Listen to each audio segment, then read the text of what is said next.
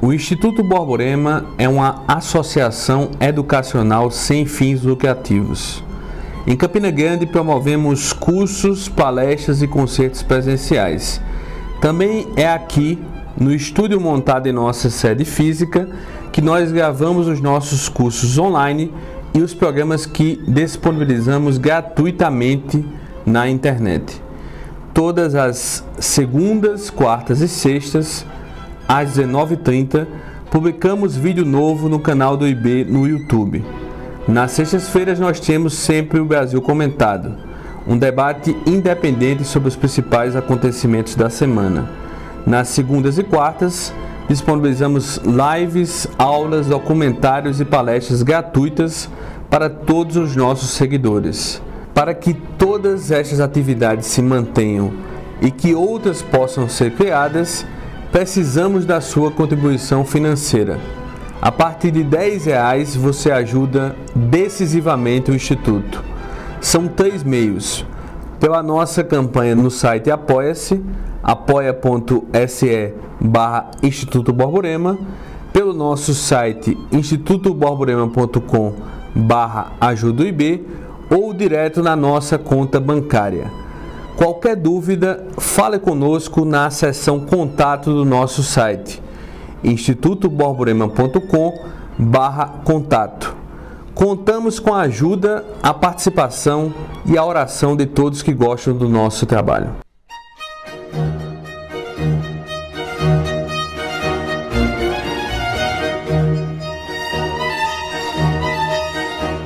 Boa noite, meus caros. É um prazer enorme estar convosco aqui hoje.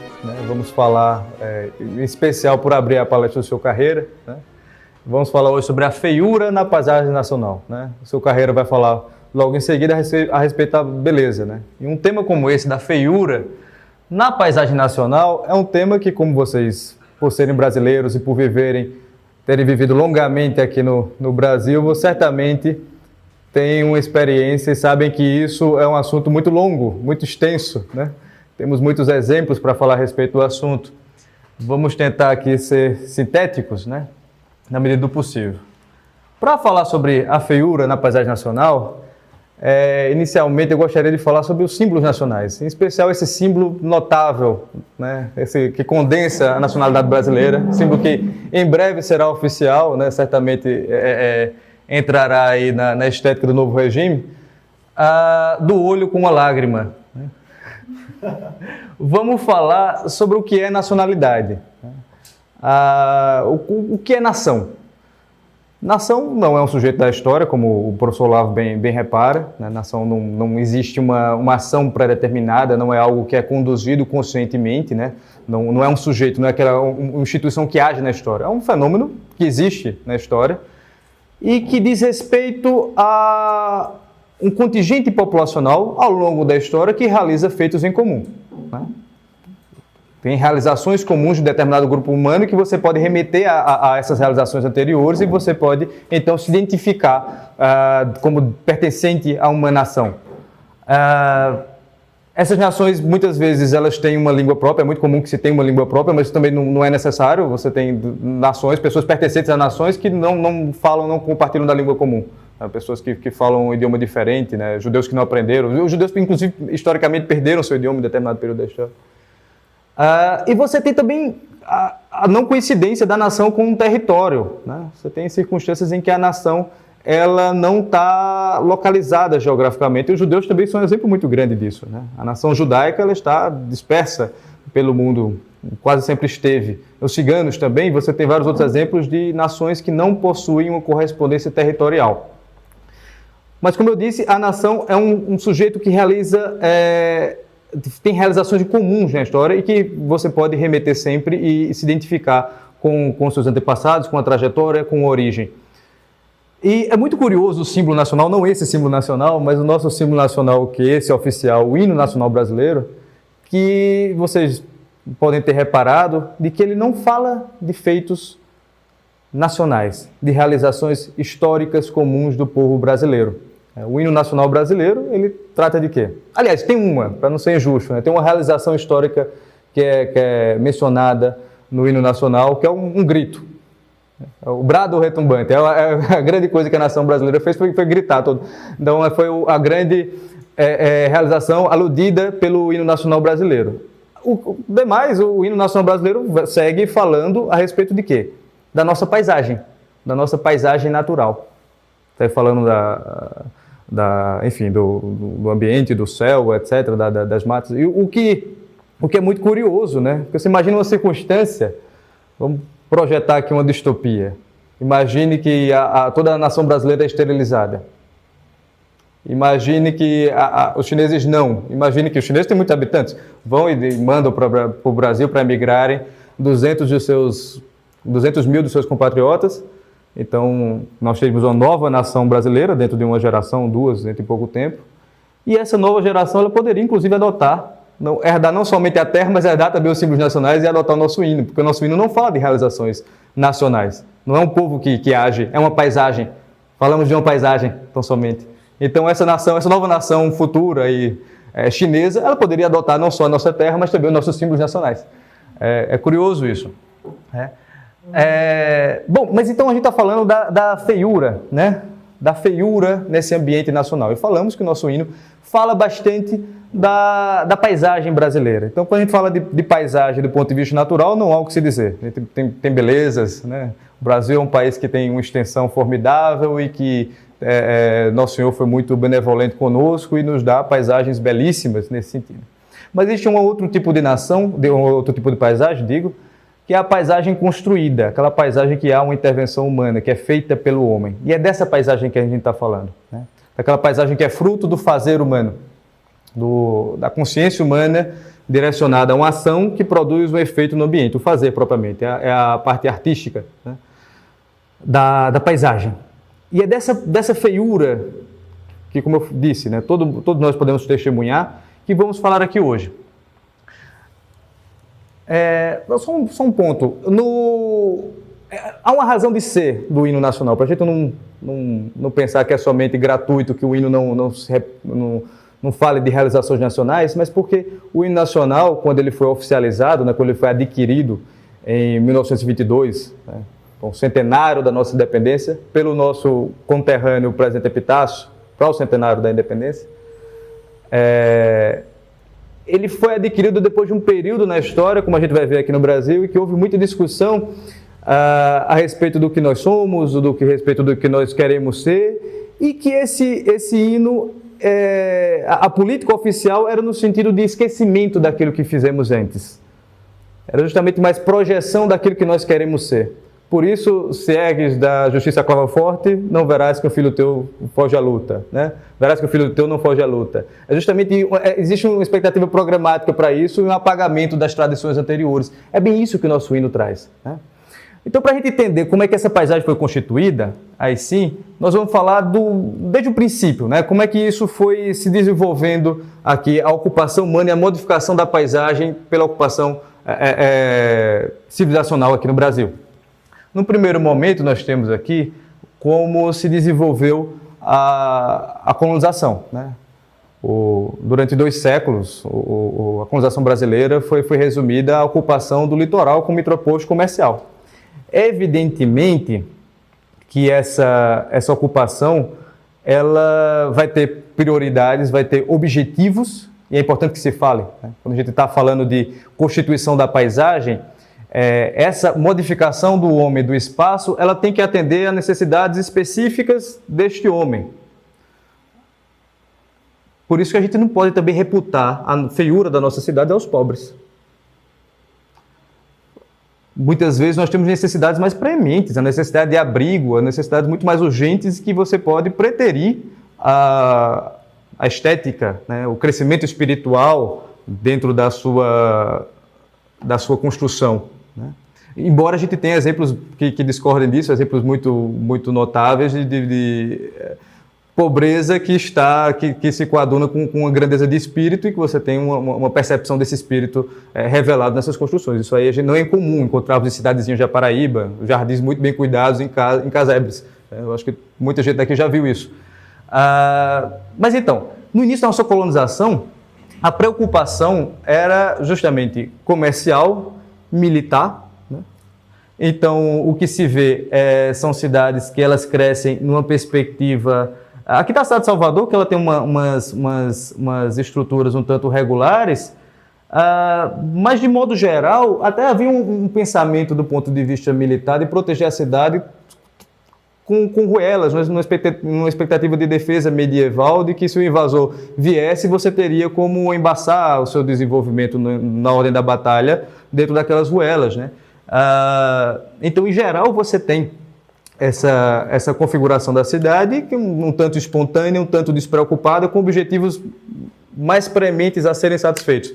A defesa, o comércio, né? Então, como exemplo de defesa, nós tivemos a construção de fortificações nesse primeiro período, edifícios oficiais, né? E você tem aqui o que é o ponto fundamental desse período, que são as igrejas, as construções religiosas. Eu peguei aqui a bela igreja de Nossa Senhora da Guia em Lucena, que é um exemplo disso daí, e que é um ponto que, nesse ponto do nosso urbanismo, da nossa arquitetura, era o ponto que dava-se largueza ao espírito, do ponto de vista da edificação, né? Temos uma série de outros exemplos, talvez esse nem seja o melhor, mas o que acontece, e não faltaram críticos para isso na historiografia da arte portuguesa, da arte colonial, porque sempre se disse que, enquanto a Europa já estava na modernidade, já estava preocupada com temas muito mais ligados ao prazer de viver, às realizações do espírito humano, né, ao progresso das ciências, ao progresso do estudo da natureza, Portugal, né, e suas colônias de resto, sempre esteve ligada a uma preocupação piedosa, no ponto de vista artístico, né? Nossos artistas sempre estavam preocupados com objetivos catequéticos ou com objetivos, de modo geral, a contemplar as coisas do alto mais do que é da terra, né? E é até curioso, né? Porque, embora nós tenhamos, como a gente falou, né, a paisagem natural muito exuberante, ela só foi reparada pela primeira vez pelos flamengos, né? Quando vieram aqui no Recife e pintaram, né, o Franz Post, que pintaram lá a paisagem nordestina, a exuberância dessa paisagem, né? De modo geral, os artistas da terra e também aqueles que vinham na colonização estavam muito mais preocupados com outra coisa, né? Aparentemente são diferentes, né, a paisagem natural. É curioso isso. Isso muda um pouco, né, em certo sentido, quando você tem o crescimento da interiorização do Brasil, a descoberta de Minas, a descoberta das minas, né, e o desbravamento dos sertões, o crescimento do Brasil para dentro, né? Você tem a formação de vilas nesse interior do Brasil, você não tem mais o povoamento litorâneo, você vai entrando mais. Mas ainda assim, nossas vilas elas têm um problema que é dado pela própria largueza territorial, pelo determinismo da paisagem, né? A vida social ela era, em grande medida, impossibilitada. Quem vivia na vila? A vila era voltada para artesãos, o sapateiro, o carroceiro, os oficiais, né? Os oficiais não no sentido de ser oficial, como a gente entende hoje em dia, mas o oficial que realiza ofícios, né? O sapateiro, o barbeiro, né? Que cuidava da saúde, arrancava dente. E os funcionários públicos da vila e as prostitutas. A vila, em geral, ela inclusive era mal vista, né? Todas as vilas elas tinham, na colonização portuguesa, uma câmara, né? A câmara dos homens bons da vila. Mas esses homens bons da vila, eles não viviam na vila. Eles sempre viviam em suas propriedades, né? Esses homens bons eram a fidalguia, os proprietários, eles sempre viviam em suas propriedades. Vinham à vila quando precisavam de algum desses serviços, ou então para os serviços religiosos, para participar dessas reuniões das câmaras, né? Em geral era assim. Então a cidade ela sempre foi deslocada e ela foi mal vista, né? Na nossa colonização, a cidade ela sempre foi preterida às casas do campo, né? O pequeno feudo, a estrutura produtiva que se dava na zona rural. A coisa muda, né? Aí quando você tem, a partir de 1808, a instalação da capital do Império Português, né, a transferência da corte para a cidade do Rio de Janeiro. Aí a coisa muda de figura mesmo. Primeiro porque um aspecto muito simples. A gente falou que o determinante na constituição dessa paisagem eram os objetivos governamentais, né, a construção de edifícios militares, edifícios religiosos. Aqui você tem agora uma multiplicidade de edifícios necessários que vão surgindo, né? Então, a construção de teatros, a construção de parques, né? Para acomodar essa corte. E outro aspecto também é o aspecto da sociabilidade, porque aí os ricos, a elite, né? É importante, né? Nós aqui estamos falando, não estamos falando dos pobres, estamos falando da elite. A gente tem uma certa aversão em falar da elite, porque é uma palavra que foi muito corrompida, né? A elite, né? A elite sempre no discurso marxista é um ente sem rosto, sem nome, sem sobrenome, né? A elite é uma coisa que é acusada de todos os problemas, muitas vezes sem culpa por esses problemas que eles são acusados, sejamos justos, mas que justamente termina se formando como um fantasma do marxismo, né? Mas a elite a que me refiro é a elite genuína da palavra, né? São os eleitos, na origem etimológica francesa da palavra. Elite são os eleitos, sejam eleitos do ponto de vista político, governamental, sejam os eleitos do ponto de vista social. São aqueles que, dentro de qualquer comunidade humana, eles representam aquilo que, em excelência, é aquela comunidade. São os condutores daquela comunidade. Isso daí, você pode ter diversos critérios para ter essa elite, né?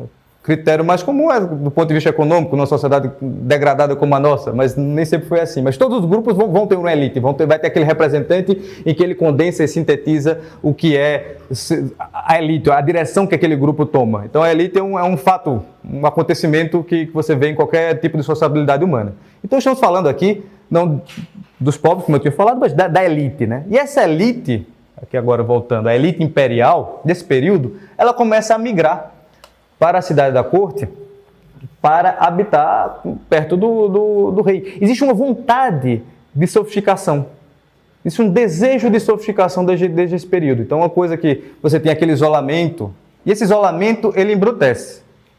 A falta de você socializar com iguais, com pessoas que você tem que emular, com pessoas que você tem que disputar prestígio, cultura, isso daí lhe embrutece, porque você está toda hora tratando com pessoas que você considera inferiores.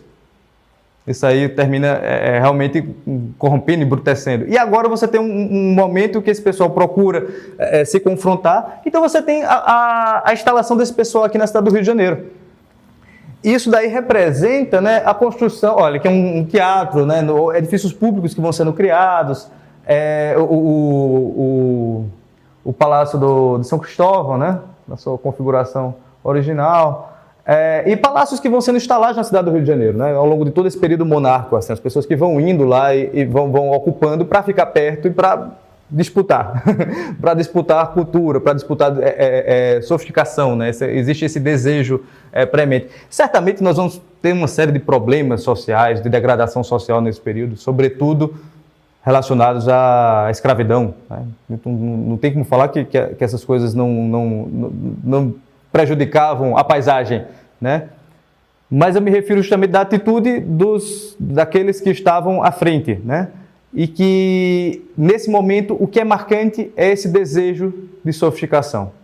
Esse desejo de sofisticação é aquilo que aparenta, né, que você se coadunar ao modo de vida que o sistema propõe. Isso começa... que é a cidade de Petrópolis. A cidade de Petrópolis é muito interessante para se pensar sobre isso, né? A cidade de Petrópolis foi planejada, existe um esforço próprio da casa da dinastia de se produzir uma cidade, construir uma cidade sem a utilização de mão de obra escrava. Então, havia uma consciência de como isso daí era um problema sério da nossa constituição social e que você iria ali, então, construir sem a participação desse elemento, do chamado elemento servil. Você construiu uma cidade toda com trabalho remunerado e você vê uma preocupação, todo mundo migrou, as casas, os terrenos foram doados, né, na instituição antiga, que não existe mais no direito, né, a enfiteuse, a instituição que não se pode, ainda existe, mas não se pode mais ser instituída, né, a enfiteuse que foi dada para aqueles proprietários que poderiam construir sua casa e construir sua casa conforme determinada estética, tem um período para construir sua casa, né. Até você vê bem o espírito de época, né, com a própria Capela Imperial que estava sendo construída, né, estava importando formas assim bem românticas, né? Portão gótico, que não existe numa tradição local. Mas, enfim, havia esse desejo de se sofisticar, né? Que era justamente o determinante. A coisa, assim, outro exemplo daqui é a cidade de São Paulo, né? Também acontece a mesma coisa por imitação. Esse fenômeno que vai acontecendo na corte, isso daí vai sendo reproduzido nas províncias.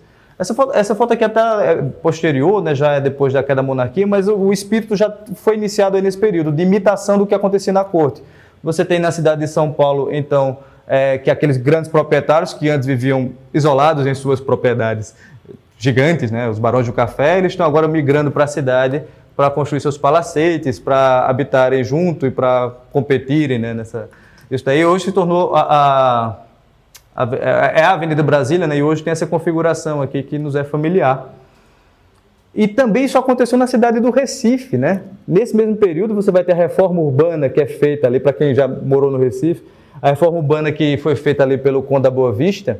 Então, vários prédios, várias ruas foram abertas, o embelezamento da cidade. Era uma preocupação agora, nesse momento, competir com a corte. Então, essa estética ela se espalha pela corte. Haveria muito o que se falar sobre a degradação urbana do Recife, né?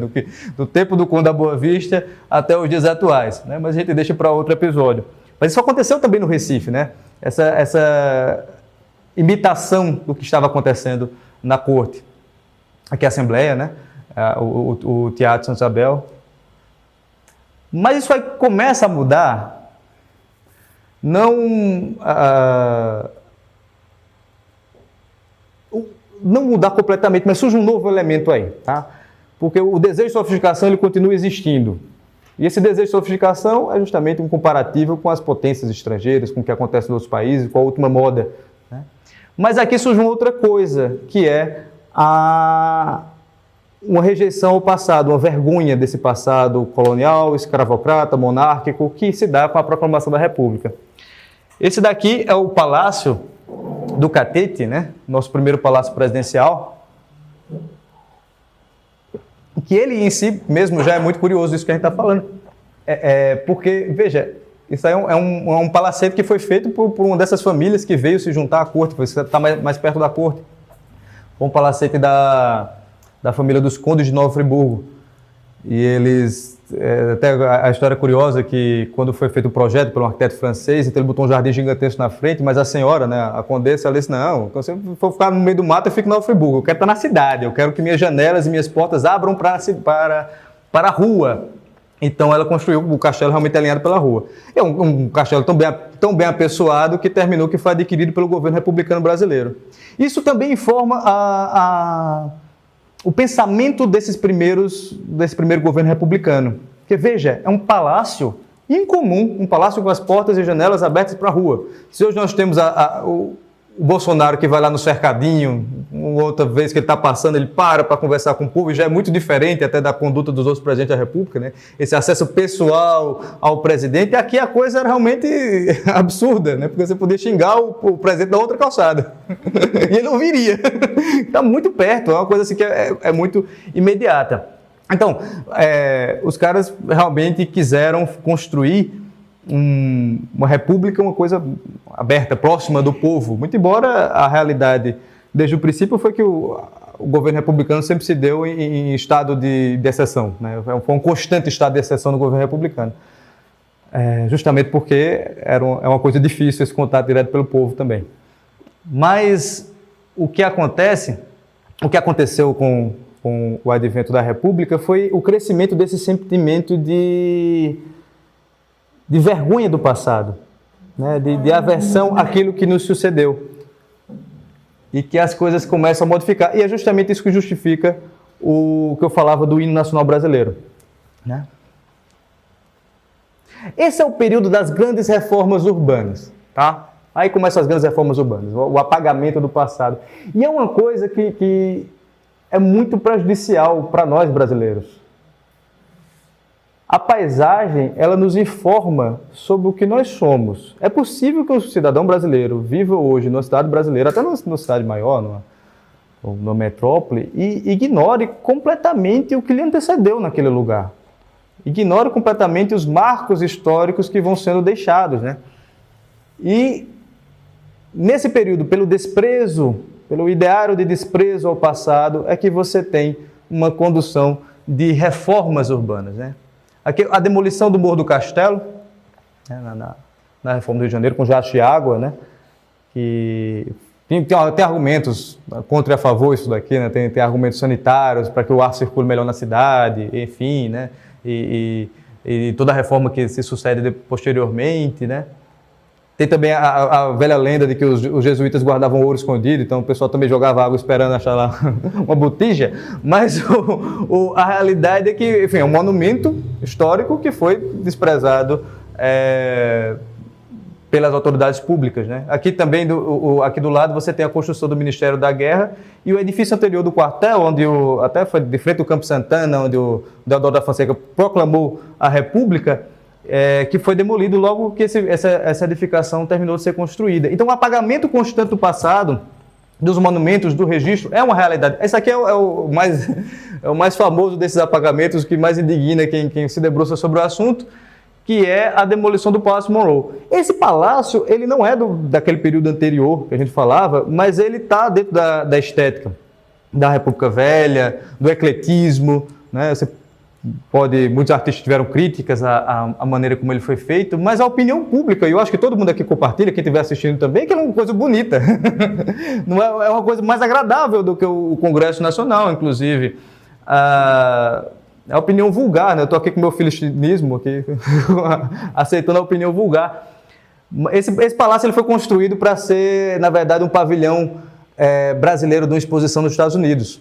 E ele foi todo em ferro, é uma coisa muito moderna, né? E ele foi tirado lá e remontado aqui no Brasil. Ele foi abrir uma conferência pan-americana e o Barão de Rio Branco, em mesura ao presidente dos Estados Unidos, deu a ele o nome de Palácio Monroe. E ele era a sede do Senado do Brasil. Acontece que nessa tendência nossa de apagamento do passado, dos nossos registros históricos, o Palácio Monroe caiu sem ter quem o defendesse. Ele caiu muito tempo depois, inclusive, né? Ele caiu em 70, na década de 70, na construção do metrô do Rio de Janeiro. O pessoal da companhia de metrô que estava traçando o metrô do Rio de Janeiro cortou todos os monumentos, mas aí o Monroe estava no meio da linha que ia passar. Mas aí os caras, bom, vamos lá tentar preservar o Monroe, vamos virar aqui. O Rio de Janeiro nem era mais capital, ele era só um monumento histórico mesmo. Então mudaram o traçado do metrô, pegaram um técnico lá para encostar, para deixar ele bonitinho, para não mexer dele, mas havia uma sanha destrutiva, e nisso aí a gente pode ver esse elemento da sanha destrutiva. O próprio Lúcio Costa, que depois vamos falar dele, que é um dos arquitetos da construção de Brasília, ele recolheu assinaturas de arquitetos no Brasil pedindo a destruição desse palácio. Veja só. Vejam só isso. É uma senha destrutiva mesmo, né? Justamente porque essa arquitetura não diz respeito ao que nós somos, ao que nós queremos ser como nação. É isso. Quando o projeto do que nós queremos, do que essa elite, dos representantes do espírito nacional, quando esse projeto muda, então caduca a estética também, né? Caduca o que se tinha antes.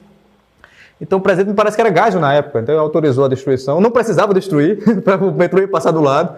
Até a imprensa carioca na época dizia, olha, não vão botar a culpa no metrô, porque o metrô está fazendo uma curva aqui, então quando vocês passarem nessa curva, vocês se lembrem que aqui tem o Monroe, não tem mais nada lá. O metrô fazia a curva de graça, porque já estava planejada a curva para evitar que era no Monroe. Mas a senha destrutiva foi tanta que deixou o espaço vazio lá, quebrou, derrubou o negócio. Né? Opa. Assim, essas reformas foram, vamos dizer assim, para o bem e para o mal. Algumas foram mais felizes, outras mais infelizes. Você pode questionar muito aqui a reforma do Pereira Passos, né? Temos opiniões discordantes, né? Tem muita gente que fala mal do fato de você ter aberto avenidas na cidade do Rio de Janeiro para imitar Paris, para imitar, né, a reforma do Haussmann lá em Paris. O Gustavo Corsão dizia que foi o melhor prefeito que teve na cidade do Rio de Janeiro, né? É uma opinião que eu respeito. Mas tem muita gente que critica, né, esse fato, sobretudo do ponto de vista social, de retirar aqueles cortiços, aquelas construções que tinham ali no meio da cidade. Mas, bom, ele construiu aqui, fez sua reforma, né, o Pereira Passos, tem reformas mais felizes, e outra que eu trouxe aqui como exemplo da reforma infeliz é a do Dantas Barreto. Dantas Barreto, que ficou famoso na cidade do Recife por construir uma avenida que liga nada a coisa nenhuma. Uma avenida muito larga que liga nada a coisa nenhuma.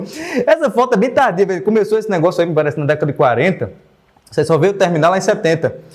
E quando ela já realmente não era mais útil.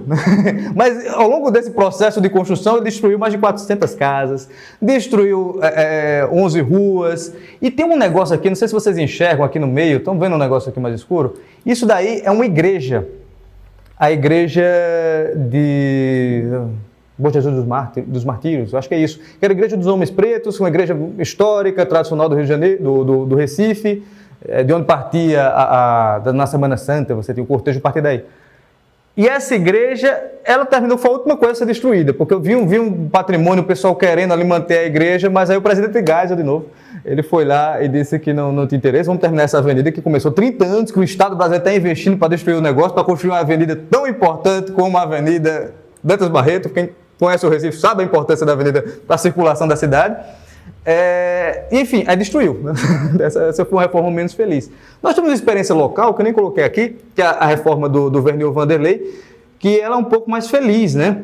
Eu acho que eles parecem um tanto com o que eu falava do Pereira Passos, dadas as devidas proporções, mas que mostram como isso daí foi replicado o Brasil afora.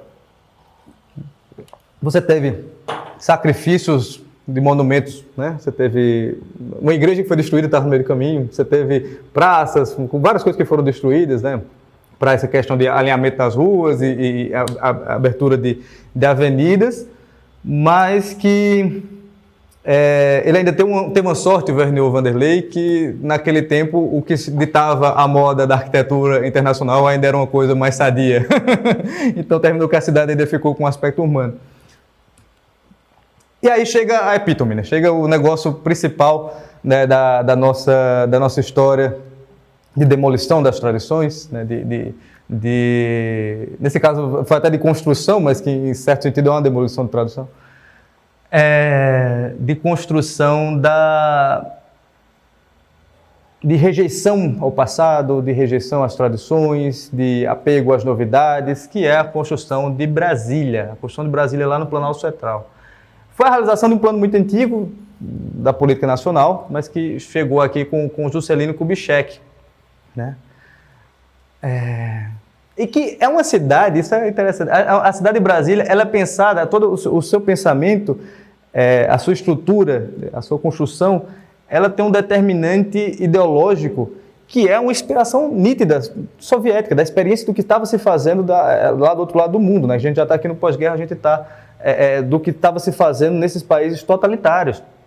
Isso aqui é uma estação de ônibus lá no leste europeu, lá naquela região das repúblicas socialistas. Olha aqui, isso aqui é muito bonitinho, né? Essa igreja daqui é lá no leste europeu também. Isso aqui é um negócio espacial, de pesquisa aí, mas parece ser Brasília, né? Olha, isso aqui também é lá no fim do mundo. Isso aqui é lá eu sei que era no Oriente, estava pensando em algum país aqui, mas é Brasília mesmo, né? Mas parece. Isso aqui parece que é lá da União Soviética, mas isso aqui é em Brasília mesmo, isso aqui é horrível, né? Isso aqui é horrível. Isso é o teatro, né? Mas o Brasília faz o soviético?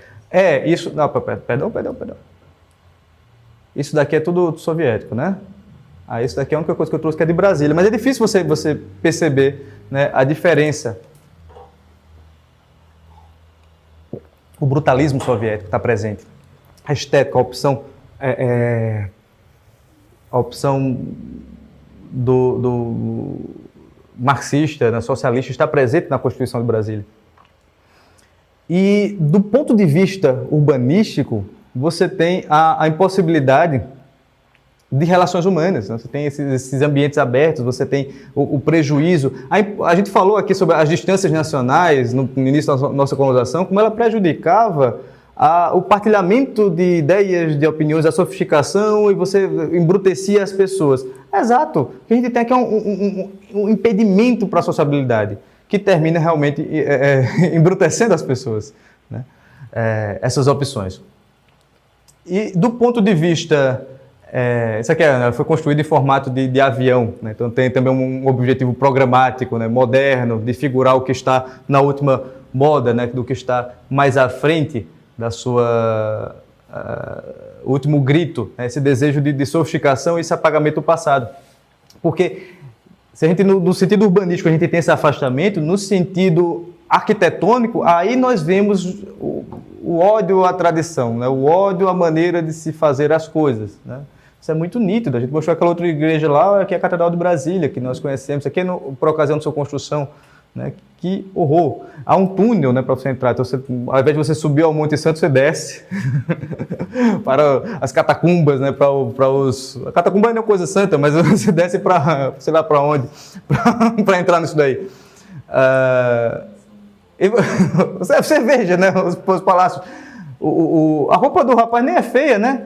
Mas nesse lugar daqui parece que é o maracatu, alguém que está no carnaval esperando a condução na rodoviária, né? Você pode ver aqui. O cara está esperando para pegar ali, né, chegar no cortejo, pegar o bloco. Então vejam, os nossos edifícios não têm referência, não tem identidade, a gente não... Os chineses podem vir para cá e ficar à vontade. Podem vir para cá e ocupar os nossos palácios, ocupar o nosso governo e podem manter a mesma estética. Não vai nos ofender em nada, né? Mas para a gente entender o que se deu, por que isso chegou e ficou dessa maneira, né, a gente tem que entender a figura desse cidadão aqui, né, o Le Corbusier, que ele esteve aqui no Brasil em 1929. Foi sua visita aqui no Brasil, né? O Le Corbusier, ele foi um dos maiores arquitetos do século XX, né? Ele é um teórico da arquitetura, muito respeitado, já era muito afamado, muito celebrado, socialista, muito celebrado quando esteve aqui. E foi uma coisa, a presença dele aqui modificou os espíritos, né? Porque você veja, no tempo lá do Pereira Passos, depois que reformou a cidade, teve aqui uma escritora francesa, uma poetisa francesa, que escreveu um livro lá falando que Cidade Maravilhosa, chamando o Rio de Janeiro da Cidade Maravilhosa. O pessoal adorou aquilo, a mulher francesa chegando aqui no Rio de Janeiro, vendo a cidade, é maravilhosa, é maravilhosa, o pessoal, prosa e verso, vai cantar eternamente que a cidade é maravilhosa. O Le Corbusier chegou aqui falando francês e disse assim, olha, mais do que, né, reconhecer o mérito de vocês, vou dizer como é que vocês constroem, como é que vocês devem fazer, como é que vocês devem produzir o ambiente humanamente construído. É interessante você ver, por exemplo, a figura do Lúcio Costa, um dos arquitetos de Brasília, que antes do Le Corbusier, o Lúcio Costa fez aqui uma casa lá. Isso aqui é um pavilhão brasileiro de exposição. Essa daqui, mas eu acho que também era algum edifício oficial. Mas você vê, ele estava dedicado à pesquisa do neocolonial, dedicado a uma pesquisa da natureza, da compleição, da essência da identidade brasileira, né? Você pode criticar isso daqui, tá? Tem elementos, você pode... A pena corre aqui a respeito dos seus resultados, mas é um resultado de juventude, inclusive. Mas esse Lúcio Costa daqui é o que vai construir muita coisa em Brasília, vai fazer um plano piloto, vai construir outros edifícios que a gente vai mostrar aqui. E ele tem uma mudança na vida dele com a presença ali do Le Corbusier, né? Le Corbusier, ele era uma espécie de novo Vitrúvio, né? Um reformador da arquitetura, né? O homem vitruviano, né? Que é uma referência aqui do Leonardo da Vinci, né? Que as medidas do homem devem ser determinantes, né? Para a construção. E ele faz a mesma coisa aqui com o modulador dele, né? Pega as medidas do homem mediano e você, ao invés de você usar o sistema decimal para determinar os ambientes, você vai usar agora as referências, né? no corpo humano, né? Com perspectiva ergonômica. Então ele era muito celebrado no período dele. E ele produziu, então, essas coisas assim. Isso aqui é uma igreja de um convento, isso é uma capela que ele construiu, duas religiosas lá, loucas, que encomendaram o trabalho dele. E eu não sei se elas têm muitas vocações, se há uma demanda muito grande para rezar nesse ambiente, mas, bom, isso aí é uma das obras dele, célebres, né? Essa casa daqui essa é uma das obras mais fabulosas dele. O Le Corbusier, ele tem um aspecto determinista da utilização do ambiente, né? De como o homem deveria utilizar. Ele primeiro odeia o ornamento, dá para perceber muito bem disso, que ele odeia o ornamento, né? Ele diz que deveria haver uma lei que toda casa fosse branca, né? Toda construção fosse branca, né? Porque detesta o ornamento, né? Não tem necessidade, o embelezamento dos prédios não é necessário.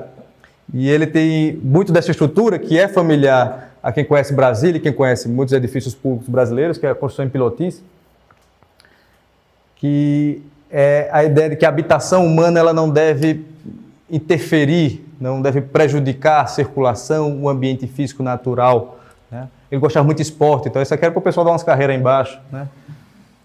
Ele achava que as pessoas iam utilizar nessa perspectiva. Essa é outra realização dele também, a unidade de habitação, né? Que ele construiu. Isso aqui é um negócio que é o seguinte, é tipo uma cidade vertical. Aí dentro você tem de tudo no mundo. Você tem, né, shopping center, você tem umas coisas aí, comércio, cabeleireiro, botica, boca de fumo, é possível, é Marcelo isso aí, né? Isso aí, então, ele construiu em Marcelo, ele construiu na Alemanha, ele segue até hoje, como embora nesses países, prejudicando a vida das pessoas, né? Deixando triste a vida de quem habita esses lugares, né? É muito curioso que até o pessoal lá do Maghreb, o pessoal lá da Argélia, muito do ressentimento que eles têm pelos franceses vem dessas imposições racionalistas francesas, né?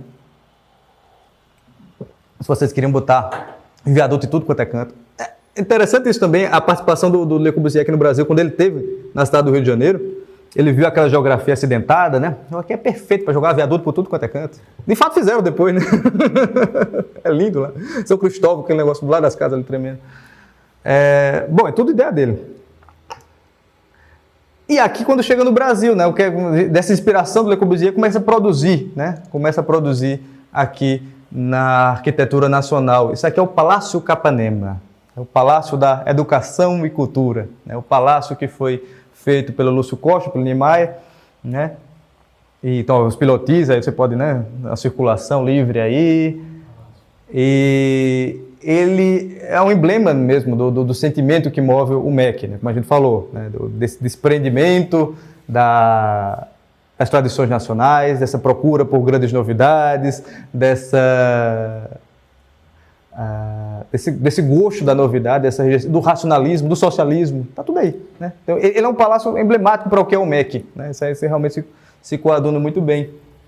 Eles foram felizes nessa opção. É o Palácio Capanema, né, que era o ministro. Também é interessante, o ministro ele vai encomendar o projeto do palácio, faz um concurso público, né, vários arquitetos se inscrevem, faz um concurso público, as pessoas vão escolher o palácio, aí a opinião pública é a respeito do bolo de noiva, né, vamos fazer um palácio bonitinho, né, aquela coisa. Mas aí ele não quer, ele quer realmente uma coisa moderna, uma coisa conforme a sua visão do que ele queria para a educação brasileira e para a cultura. É isso aí que ele queria, tá? O que nos estranha muito mesmo é um ponto fundamental. A partir da passagem de Le Corbusier pelo Brasil, nós temos um sentimento que tomou conta da nossa elite, tomou conta da elite política, da elite social, do ponto de vista de que nós devemos realmente apagar e existe uma nova forma de construir, né? O Le Corbusier ele dá origem a um negócio chamado o estilo internacional, aquele estilo que não tem pátria, né? E ele, você tem então uma tendência a apagar as formas antigas, a não explorá-las mais, né? O que é muito curioso quando você vê o paralelo com outras nações que não sofrem do mesmo problema, ou não sofreram até bem pouco tempo, do mesmo problema da autoestima do que sofremos, né? Que é o caso dos americanos, que ainda estão construindo seus bangalôs e habitando nele até hoje, né? Estão reformulando, obviamente, mas que estão construindo, morando em casas como seus avós, seus avós construíram de uma maneira parecida, né? E a gente não tem isso. Eu falei que não ia atribuir, falar da feiura nacional e atribuir a culpa aos pobres, né? E tem uma razão de ser. Parece a unidade de habitação, né? Nós temos a unidade de habitação. Mas o ponto, por que você também não deve falar isso, né? Porque parte da culpa não lhes pode ser atribuída. Muito disso daqui, muito dessa realidade que nós vemos em muitas cidades nossas, isso daqui é resultado de políticas, é resultado mesmo ideário de que falávamos. O desejo de progresso, o desejo de avanço forçado, né? Aqui o primeiro exemplo, né? A tipologia da favela nasceu aqui, né? com o Morro da Providência no Rio de Janeiro. Era um morro que foi habitado por ex-combatentes da Batalha de Canudos, e que ficaram lá, atrás do Ministério da Guerra, ocupando esse morro, enquanto não recebiam suas indenizações de guerra. Né? Aqui nasceu a favela. Porque havia na Batalha de Canudos, né, havia um morro do qual eles faziam os ataques, que era o Morro da Favela. Então, daí que eles trouxeram. Voltamos aqui, continuamos na favela. Era essa brincadeira dos ex-combatentes, né, e estão aqui. Né? Daí surgiu essa tipologia que os franceses gostam também, né? Favelar, né? Falar da... Vocês gostam também de favela. Aí a favela surgiu aqui. Você vê a participação do poder público nisso, né? Na negativa de indenizações, da promessa. E logo também a Batalha de Canudos, a Guerra de Canudos, que é uma guerra simbólica de tudo isso que a gente está falando. Que é uma guerra desse Brasil moderno, desse Brasil que quer progresso, contra um Brasil rural atrasado e carola e supersticioso. Esse é o sentimento da Guerra de Canudos. Né? E foi disso daí que nasceu essa tipologia que tanto se fala, que tanto se reclama na paisagem nacional. E isso daí continuou, né? Você vai ter ao longo do século XX uma série de episódios, né? Sobretudo a partir de Vargas, você vai ter o desenvolvimentismo, o progressismo, a necessidade de industrialização do Brasil. O Brasil deixar de ser um país rural, deixar de ser um país atrasado. Então, nesse mesmo sentimento nessa ideia do desenvolvimentismo, você teve uma grande campanha de urbanização, de êxodo rural. O Brasil é campeão nisso. O Brasil é o país que mais tempo ficou o Brasil que mais rápido teve o seu processo de urbanização. O Ipojuca Pontes, quando a gente entrevistou lá no Rio de Janeiro, eu peço que todo mundo que está aqui no nosso canal repare nisso e vejam lá a entrevista com ele, que ele menciona uma coisa muito interessante sobre o Brizola lá no Rio de Janeiro, que durante o período do seu governo, ele fez campanha aqui na Rádio Arapuã, em João Pessoa, dizendo para as pessoas, vão para o Rio de Janeiro. O Rio de Janeiro é a terra promissora, a terra onde você vai encontrar tudo. Então, motivou que as pessoas saíssem das suas terras, que os desvalidos de todo o Brasil fossem lá para a cidade do Rio de Janeiro e crescessem nessa cidade. Havia objetivos políticos, objetivos, eleitorais nessa perspectiva, e você teve esse crescimento desordenado, né? E foi de uma maneira muito rápida, muito brusca, foi uma coisa que se quis fazer de uma maneira muito repentina e que terminou, e nós vemos o resultado disso hoje. Como nossas cidades são feias, né? Como o modo que nós, como povo brasileiro, como nação brasileira, essa realização nacional é feio. Né? Claro que a gente pode ter exceções, né, notáveis, mas elas são notáveis justamente porque elas são exceções, né? Em geral, o sentimento que nos moveram a ocupar estes lugares é um sentimento que não produziu bons resultados. E aí eu falo, né, dessa elite, né, e do papel dela. Porque a elite é culpada do que eu falei aqui com relação aos povos, a elite política, ao menos, nessa perspectiva, que foram muito dessa degradação urbana que nós temos, né, de problemas sociais. Ela é resultado de políticas públicas, pensadas, planejadas dentro de gabinetes. E, por outro lado, há um papel na elite, que é um papel que os medievais sabiam muito bem, que é também de servir de modelo, de propor. A elite, ela deve direcionar o bom gosto daquela sociedade. Quem tem mais meios materiais disponíveis tem uma obrigação social de servir de modelo e mostrar como as coisas devem ser feitas para aquelas pessoas que têm privações. Porque o resultado disso é que certas opções que muitas vezes se fazem, pelo próprio desejo mimético, ela termina produzindo isso daqui, né? É a versão, é o correspondente mimético daquela pessoa que não tem capacidade de despender tantos recursos para construir, né, uma casa naquele estilo, né? Então é isso, existe um papel fundamental a ser ocupado pela a chamada catequese das elites, né? A necessidade que as pessoas têm de se sofisticar. Primeiro, voltar à sociabilidade, voltar à emulação benéfica, boa, no sentido da cultura e também do senso de responsabilidade, de saber seu lugar, né? Bom, pessoal, era isso que eu tinha para falar. Muito obrigado. Boa noite.